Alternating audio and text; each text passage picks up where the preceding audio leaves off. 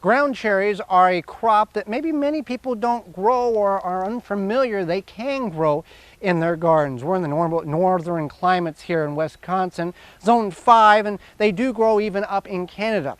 A ground cherry, and this is what we have representation here, is a miniature example. They're not the greatest, largest plants at this portion of the season.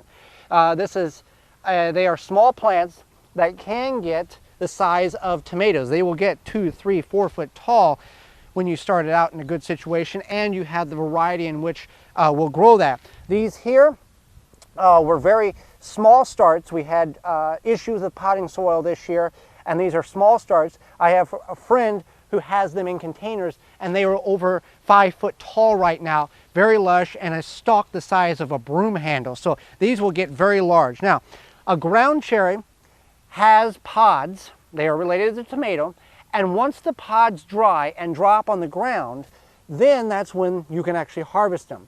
What you'll do is you'll pull the pods open and you'll have the cherry. Now this cherry has a vanilla pineapple type of flavor to it. These are on the smaller side. They can get larger. But you don't want to just go to the plant like you would a tomato and go, okay, pull, pull, pull, because there's very little fruit in these pods right now. They are developing. This is a plant start in which we got. So you can see the size is a little more larger, and there is a pod here that is getting ready. They'll change from that greenish lime to a white, off-white, and then when they drop, if they stay on the ground long enough, the netting will completely break apart. These are edible. You can make jams, jellies, you can eat them just as is.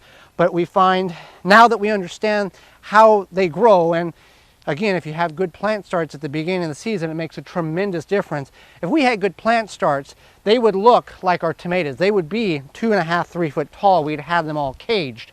But they are short and stocky, but they're still producing some. So this is a learning process. But ground cherries, it's something you may not have grown, you may not known about, but this is how you grow them, how you harvest them, and what they taste like. For more information, please visit thewisconsinvegetablegardener.com.